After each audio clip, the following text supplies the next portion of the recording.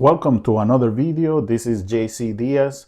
This episode of JC Diaz Uncensored is brought to you by no one, just me, no sponsors.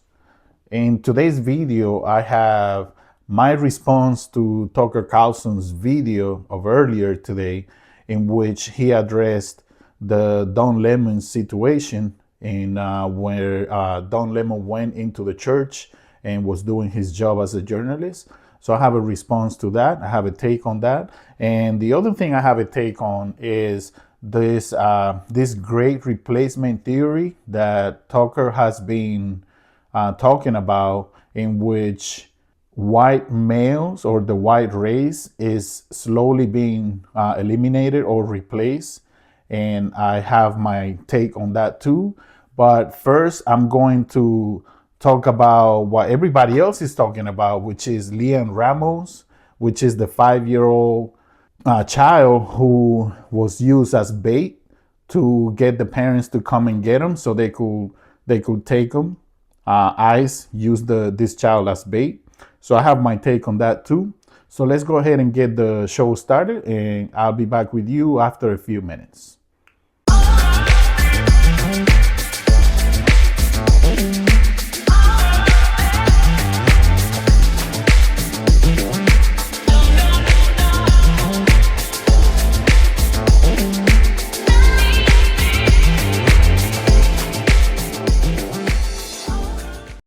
One is, I wanted to just put in your ear, I don't know if you heard this, what J.D. Vance said and the way he described what happened with this family.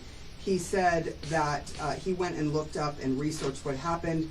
He said, what I found was that a 5-year-old was not arrested, that his dad was an illegal alien, and then they went to arrest his illegal alien father, and the father ran.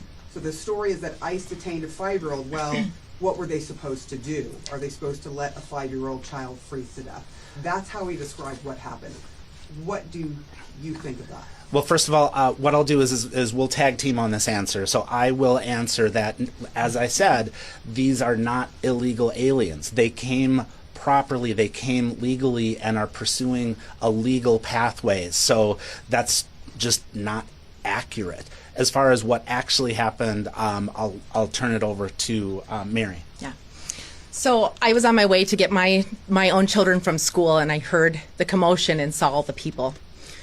And as I got out of my car and came around the corner, I heard, "What are you doing? Don't take the child." His mom, like, there are people here that can take him. There was another adult who lived in the home that was there saying, "I will take the child. I will take the child." Somebody else was yelling. They saw that I was there and said, "School is here. They can take the child. You don't have to take them." And there was ample opportunity to be able to safely hand that child off to adults. And mom was there. She saw out the window, and dad was yelling, "Please do not open the door. Don't open the door," because of the other picture that I'm sure you've seen, where there's a little boy knocking at the door with an ICE agent looming over him. And just the second question is, are you accusing ICE of using children as bait? Yes, I mean, that it's very clear from the pictures, from the videos, from firsthand accounts. I was there. This is what happened. Can I say too? Yeah. One thing we know to be true, because again, we've had 4 students taken, and at least one of our 17-year-old students who was taken, when she cracked open the door, the agents pushed their way in and then apprehended the child and whoever was else in the apartment. So it's been, unfortunately, over the last few weeks, pretty common knowledge about not opening doors because they're pushing their way in, or I'm sure you've all seen multiple examples of like not tearing down doors, which is something that we had happen in Columbia Heights today at a home of 5 of our children. Sister Mark, just to be clear, have you had any contact with the boy or his father since they were taken into custody? We have not had direct contact. We've had indirect contact. We've been trying to set up calls with the Dilley facility, but it's notorious to get that call time. So we're working on it, and we've had indirect contact. And just to clarify, were you working with this family on on their asylum case before this incident, or were you just called in afterwards? I was just called in afterwards. I've been working on this for, 36 hours. Mark, can you tell us whether the family, whether the father and son, do you know from the conversations you've had with Senator Smith or other, whether they're being held together or if they've been separated at the facility? I believe that they're being held together because that's the point of the Dilley facility. It's a family holding center. But I can't 100% confirm that. But I believe that they are together. For the superintendent, DHS is pretty forcefully online responding to articles both locally and from international outlets that are taking your words about this situation and calling those journalists, and by extension you, liars about this incident. To the best of your knowledge, do you know if their version of events is accurate in the idea that Dad ran away when ICE was there and Liam was left alone in the driveway? So I haven't seen any of those articles at this point, so I don't have that background. I will say there were when I arrived on scene shortly after Mary was there were several people on scene. So when I exited my vehicle, I immediately said, "Where's the child? Where's the child?" That's what I was there to do, is to collect the child and return them safely to school. And so there were people there videotaping or videoing it. I wasn't there. I would perhaps... Our local officers in Columbia Heights Public Schools, they all wear body cams. So perhaps the ICE agents could share their body cams or review their body cams, and they can actually show on video what happened. And we are back with you guys. So let's address what happened with Lian Ramos, which is a 5-year-old who was used by ICE as bait so they could go after Lian's father. So as you guys watch on this video, there was a Lian's father's lawyer, and there was one of the teachers, one of the members of the school who were present or arrived when Lian was being detained by ICE agents. So my take on this is, this child is 5 years old. And first of all, let me address this. Lian's father came and he has a case pending for asylum. So he is not illegal in the country. Regardless, he was still detained after he came out to get his son. He was still detained, and both of them, Lian and his father, were sent to a place where they're sending the illegals. But I want to make this clear because I hear a lot of people talking over the internet, on Facebook, on social media, talking about, why is he illegal? Why is he here illegal? If you guys don't understand the legality of some people that are here, please shut up. Please stop talking stuff that you have no idea about. This guy has an asylum case pending. He hired a lawyer. He has a lawyer taking care of the case. So he wasn't here illegal. He was what we call a waiting status, which is pretty much he has no status right now. He's waiting for a status. So he's not illegal. He's not legal, but he is in between. He is waiting for an asylum for a pending. So he is doing everything the way he is supposed to do it, and still he was taken by ICE, and he was taken with his son over there. Now, my take on this is the ICE agents use the child as a bait to get the dad to come out so they can take him. And I think that is wrong. The child is 5 years old. You are causing irreparable damage, emotional damage to these children because you are using them as bait. If you think about it, you are a 5-year-old and you are walking home from school, or you get dropped off of the school bus, and the minute you get off the school bus, here come 3 or 4 ICE agents and they're stopping you, and at the same time they're arguing with your dad to try and get him to come out and get you. And you as a child, obviously you're scared, you have no idea what's going on. That is irreparable mental damage that child will carry for the rest of his life. I want you guys to think about, in his mind, this child is probably going to think, I am the cause that my dad was taken. They used me to take my dad. So ICE agents, please rethink your methods. Please rethink the way you're doing things. Don't use children to go after the parents. If you have a warrant for his arrest, or if you have probable cause that he's here illegally, then knock on his door and go and talk to him.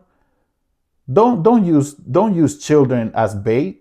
It is inhumane, it is heartless, and it is unacceptable that you guys will be doing something like that.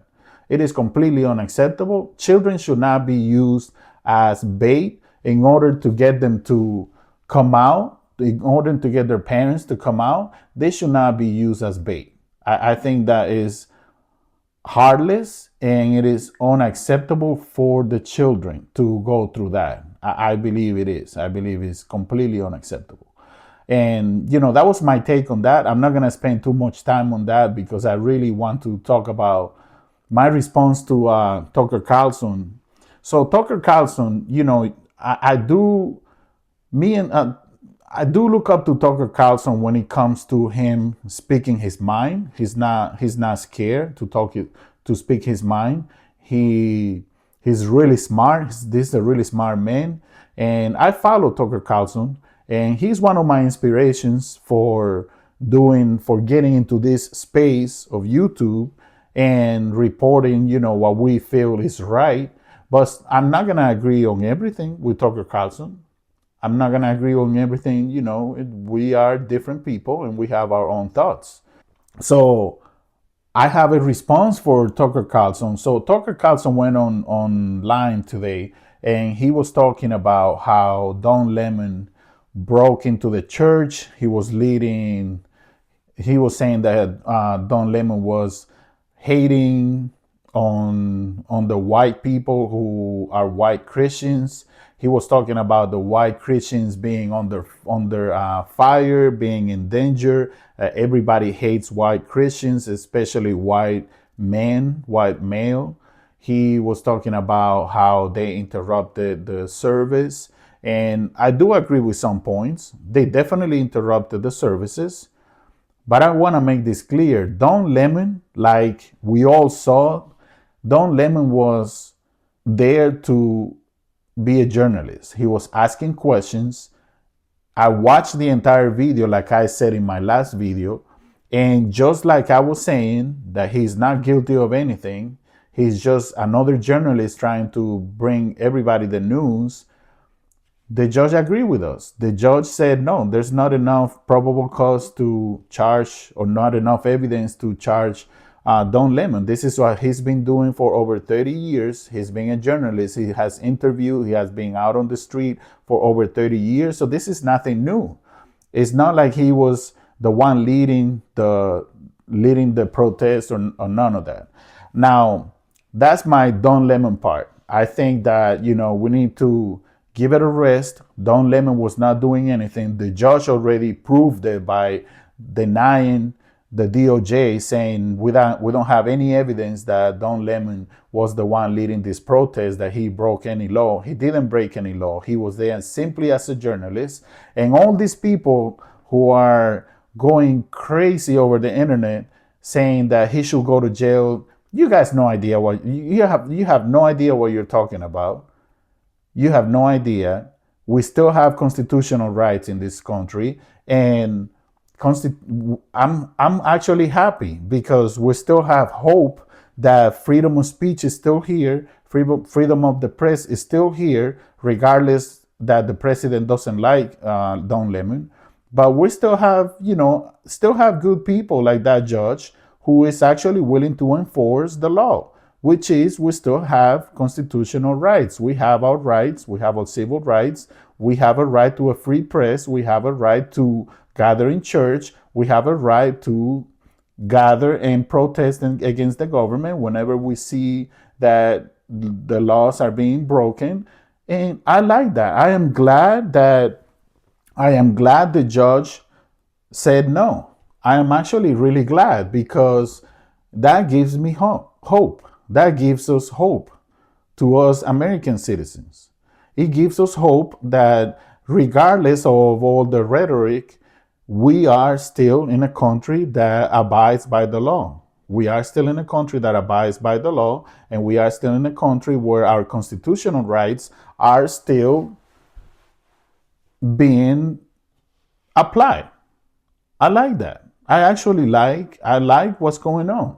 So thank you, Mr. Judge, whoever you are. They haven't released the name of the judge, but thank you for complying, and thank you for applying the law and finding Don Lemon not guilty because he didn't do anything. So I think I'm saying to all of you people who are attacking Don Lemon, especially all the YouTubers, please shut up already with that. The guy didn't do anything. Let it go. We all know you hate him because the president hates him. We all know that. So just let him go. And that was my take on Don Lemon. That was my opinion. That was my take on it. Now, the other thing I want to talk about is Tucker Carlson was talking about the great replacement theory. And I watched one of his interviews with some guy who is supposed to be this really guru of, race relations and all that. And when it comes to the white race, he's this great person who knows everything, And this guy was talking about how white males or the white race is being decimated all around the world. He was talking about how white males are under attack, that we or people are trying to destroy the white race. And I have a take on that. I do have a take on that. And I'm going to disagree. I'm going to disagree about this great replacement theory. One of the reasons that they're saying white males are being replaced is because according to this guy and according to Tucker Carlson, which I admire, but I'm going to disagree with him. According to Tucker Carlson, the West, the United States, and Europe are being invaded by migrants on purpose. That's their theory. They're saying that whoever, I don't know who, but they're sending migrants into this, powerful countries like the European countries, the United States. They're saying someone is sending all these migrants on purpose to these countries in order to decimate the white race, in order to make the white race, the minority. And the way I see it is, nobody hates the white race. Who hates the white race? Y'all own more than 99% of everything. Here in the United States, almost 99% of all the businesses is owned by white people. In Europe, it's mostly white people. In Russia, it's mostly white people. And China is the only country that is not white people. But most of these big countries, everything is owned by white people. So how do we hate white people? The other thing that I was listening to was when he was talking about the migrants, right? And my thoughts on the migrants is, you guys have been going to countries since the 1400s, and you have been colonizing countries. You have been going into countries, colonizing those countries since those days until today, to 2026. Y'all have been supporting wars. Y'all have been starting wars. You have been supporting other countries who create wars. And what happens when you have wars in a country? What happens is that war creates a massive migration of those people who are trying to leave or flee that country because that country is under prosecution or is under war. So every time you start a war, and I know that war is a business, it's a government business. The government uses wars and they can sell guns to these countries and make money. I know that. This is nothing new to anybody.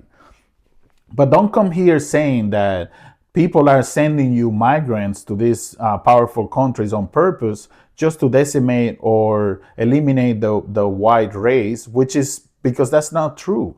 If you stop going to other countries and creating wars or supporting countries that create wars, one example is if we stop supporting Israel, who is this country is always starting a war with the Palestinian people. They're always bombing people. They're always starting stuff. If we stop supporting these countries that create wars, or if we stop creating wars ourselves, or if we stop going into other countries colonizing them, I promise you a lot of those migrants wouldn't be coming to these powerful countries.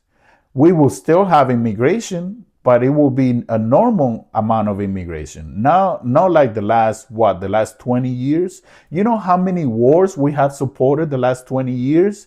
We went to Iraq, we went in there, we went to Egypt, we've been to Iran, we've been to Venezuela, we've been to a bunch of different countries creating wars, we've been to a lot of places creating wars, supporting wars, and then we create a massive migration of refugees that are trying to escape their countries, trying to take care of their families because they don't know what else to do. We are creating a big migration of people going to all these countries, trying to flee their countries because their countries are being ravaged by the war that we are supporting and we are investing in. And then you guys have the nerves to complain that we're getting too many migrants, too many immigrants. But you're creating the waves of immigrants that are going into these countries when you are supporting wars, when you are creating wars in those countries.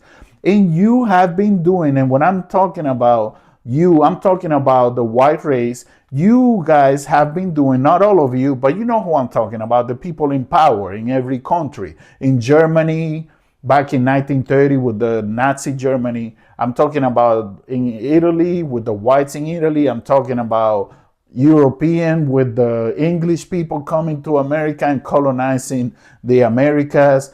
Christopher Columbus back in the day colonizing the Americas. I'm talking about the white race as a whole. You guys have been colonizing and going to other countries and taking over those countries. You create these massive migrations and then you complain that you don't want immigrants in your countries. Then stop going to other countries and creating wars. Stop going to other countries and creating wars. Stop supporting wars. Stop playing with other people's countries. Whatever happened to America first? Whatever happened to America first? And when you say that we hate white people, no, we don't. If it wasn't for white people, we probably would still be walking naked in our countries. We will probably be still walking naked. Your adventurer personality, your curiosity for rediscovering other races or other places this is called colonizing other countries, even though you guys supposedly discovered some of these places, but these places there was already people there. But if it wasn't for y'all, like we will be probably walking naked somewhere. So we do need our white people. We love our white people. Who says that we hate white people? We don't hate white people. We love you guys. You guys know we can't run this country ourselves without you. You guys are really smart people. Have you noticed that every time we get a chance to mingle whites and other races, we actually have a lot more in common than we don't. A lot of people have a lot more in common. We love white people. Nobody hates white people. That's ridiculous. Who said that? Nobody's trying to decimate the white man. You guys own 99% of everything in this country and pretty much all over the globe. So how are we hating you? You keep creating this massive migration of refugees trying to flee their country once we start doing war or supporting wars, and then you complain that we have too many immigrants. Which one is it? You can't have it both ways. You have to make up your mind which is what you want to do. Which one is it? Do you want to keep creating wars, or you want to take care of your own country and leave everybody else alone so you don't get all this immigration that we've been getting lately? Which one is it? You can't say that we hate you. We don't hate you at all. We need you to help us run this country. We need you. You are really smart. Like the majority of my friends are white people, and I love my friends. But don't come here playing now, trying to reverse the card, saying that, playing the race card, saying that you are now the victims, that people hate white Christians all over the world. Just stop it with that. The only people who are allowed to play victim in this country is black people. Because black people is the people who were brought here as slaves.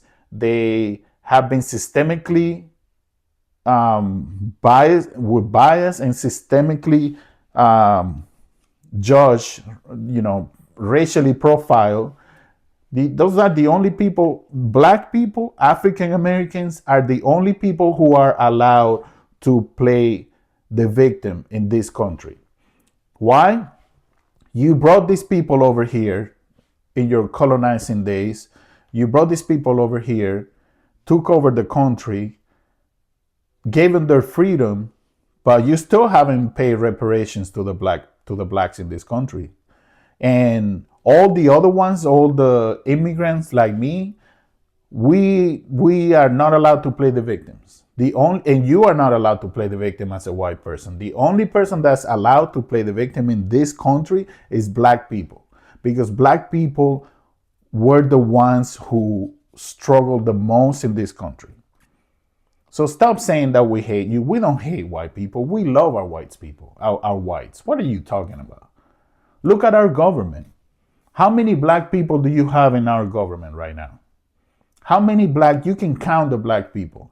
Marco Rubio, he's not black, he's Latino, but he can pass as white, He's the darkest person we have in government. Marco Rubio. You can count how many black people are on this cabinet.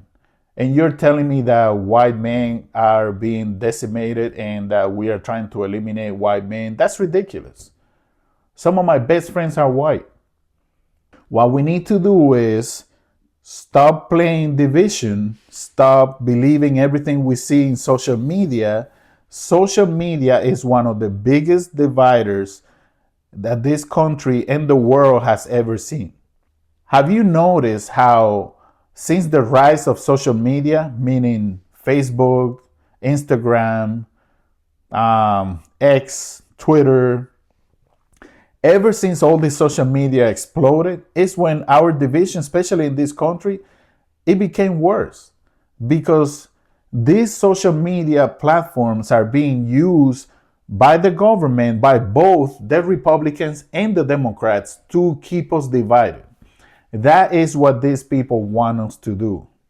These politicians want us to keep fighting each other. They want to keep us divided. They have brainwashed us through social media so that we are always fighting each other while they're both parties, they're both getting richer and richer and putting more money in their pockets. Look at Nancy Pelosi. Investing in the stock market, she gets, that she's getting what company is going to go up, what stock is going to go high. She will put the money and then boom, she's making money. Look at, and that's on the Democrat side. What about the Republican side? The Texas senator. Yeah, I forgot his name right now. The Texas senator. I just watched, I can't remember his name, but I just watched a video or a photo of him in a plane leaving. There's a snowstorm coming to Texas, and he's leaving on vacation somewhere. Meanwhile, he should be in Texas taking care of the people, or, just there to see what's going on. And instead, he's going on vacation. Meanwhile, we continue to vote for the same people. But don't come here to say Ted Cruz, that's his name. I looked it up. I'm sorry, guys, I forgot his name. Ted Cruz was just sitting on a plane on his way somewhere nice and warm. Meanwhile, Texas is getting ready to get let us know. But see, this is what I'm talking about. Our government, Democrats and Republicans, they want to keep us divided. The more we fight, the more we divide and kill ourselves, each other, fighting each other. They are the ones dining together. They're getting all the benefits. They're getting nice health insurance. Meanwhile, we're here out here believing everything they post on social, everything we see on social media, we believe it, and we are killing each other. If you're MAGA and you're a Democrat, you cannot stand each other anymore. And all of this is because of the influence of social media. But for white people, we don't hate you. We love all white people. What are you talking about? We hate you and we want to decimate you and all these weird theories. I'm going to disagree with you, Tucker Carlson, on that one. All these weird theories saying that we are trying to eliminate the white race. We are one world. Usually historically, the ones that have been hard, that don't want to live next to blacks and Latinos, is usually some whites. Not all of them, because a lot of white people don't care. They like diversity. But a lot of white people don't like to live where there's a lot of Latinos or there's a lot of black people. And I've seen it. When in cities where if a large group of blacks start moving into a city, the whites start slowly moving out and they move to the outskirts of the city. I've seen it with my own eyes. And that's not saying that there's something wrong there. I'm just saying don't play the victim. And don't say that we don't love you. We love you. We love everybody in this country. We love everybody. Usually the black people all over the world has been the race that has been more taken advantage of and more discriminated against. It usually has been black people. Look at all the noses in Egypt. You go to Egypt and all the gods and the pyramids, if you go there, they cut off all the noses of them because they want to make them white. They didn't want to recognize that the original Egyptians were black and they have big noses like I do. What do they do? They cut their noses. Same thing with Jesus Christ. Look what they do. They made Jesus seem like Jesus is white, and Jesus is not white. Jesus comes from the Middle East. He's a tan man, he's a mulatto, he's a brown man, because he comes from the Middle East. But we change things accordingly to what we want other people to perceive. But we don't hate white people. Who says that? That's ridiculous. You guys have some of the smartest people on earth. You do. And if you hadn't colonized these countries back in the day, we'd probably still be walking naked somewhere. So how can you say that we hate you? We don't hate you. We love white people. Some of my best friends are white. I love white people. I was married to a white woman for almost 17 years. I lived amongst white people, and you will find it's so crazy that when I was married to this woman, the majority of people that I moved around were white, and we got along so good because we're more similar than what we are led to believe. We are more similar. The only thing that we have difference is our skin color, which I never understood why in the United States everything has to be about skin color. And I know this video is taking longer than I expected, but you got to listen to me. It is what it is. We get along so good. Whenever there's a tragedy in this country, we all come together. We are all one. And then after that passes, after a few months, we all go back to killing each other. And who's laughing in the background? It's the government. The government is laughing in the background, watching us, the people, kill each other. That's the culprit, the government. They're the ones that want to see us divided. But we don't hate white people. That's ridiculous. Some of the best people that I met are white. My best friend is white. His name is Paul Morgan. Shout out to Paul Morgan. That's my brother.